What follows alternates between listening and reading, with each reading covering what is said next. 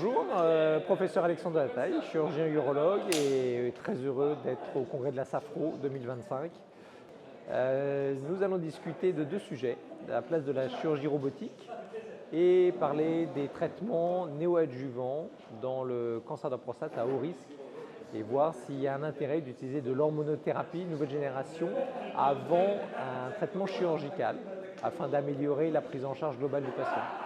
Alors, il y a beaucoup d'innovations qui sont présentes dans le domaine du cancer de la prostate et en particulier au niveau chirurgical. La robotique est depuis plusieurs années maintenant bien implantée et était dirigée finalement par un seul industriel qui produisait les robots. Maintenant, il y a une ouverture, je dirais, à la concurrence avec des robots qui viennent de beaucoup de pays qui vont permettre d'abord de casser un petit peu le monopole qu'il y avait et donc favoriser la concurrence entre les firmes de robots, ce qui va forcément faire monter le niveau, pousser à l'innovation.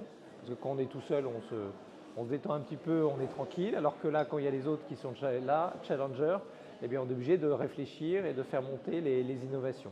Donc c'est sûr que pour les patients, ça va être un plus que d'avoir beaucoup de compagnies qui produisent des robots. Alors la chirurgie robotique apporte d'abord pour le patient une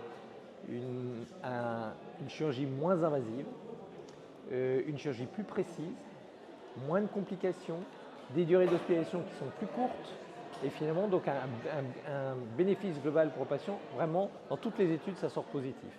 Le deuxième point, c'est pour le chirurgien qui a un geste plus précis, plus facile, moins fatigant. Et donc le bénéfice est pour les deux.